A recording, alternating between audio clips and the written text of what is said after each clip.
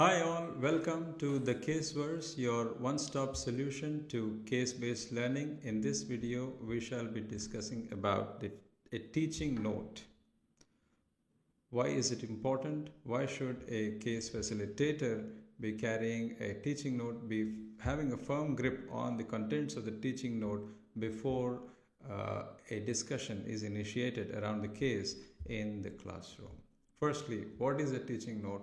Teaching note is a confidential document prepared by the author of the case to help the facilitator of the case with the contents, with the expectations, with the purpose of the case. What should a good teaching note comprise? A teaching note, first and foremost, it should give a clear indication about the learning goals. Learning goals are the very purpose why the case has been developed. What are those 3 or 4 learning goals? Which means at the end of the discussion of the case, what are the insights, what are the takeaways, what are the learning insights that the learners, the students should take away from the case.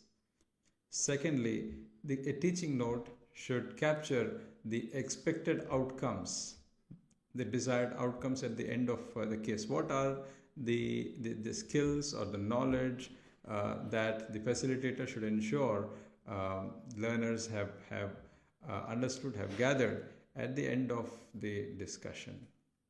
Thirdly, a good teaching note also shares an appropriate academic framework or a theory or a model that best fits into the content of the case study. A framework or a model gives a very robust base foundation to the facilitator of the case to structure the entire discussion through certain structured framework. And then a good teaching note also shares an effective board plan. What is a board plan? Board plan is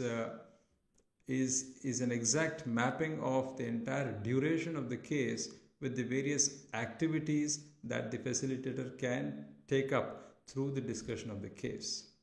It's a minute-to-minute segregation of the entire case vis-a-vis the activities, the engagement that the facilitator should take up or can take up during the discussion.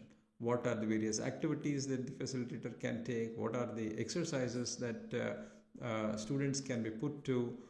And what should be the duration of each of these activities? What should be the duration for the reading of the case, the discussion of the case, the analysis of the case, and if there are any activities or exercises that can be a part of the case discussion. All these things are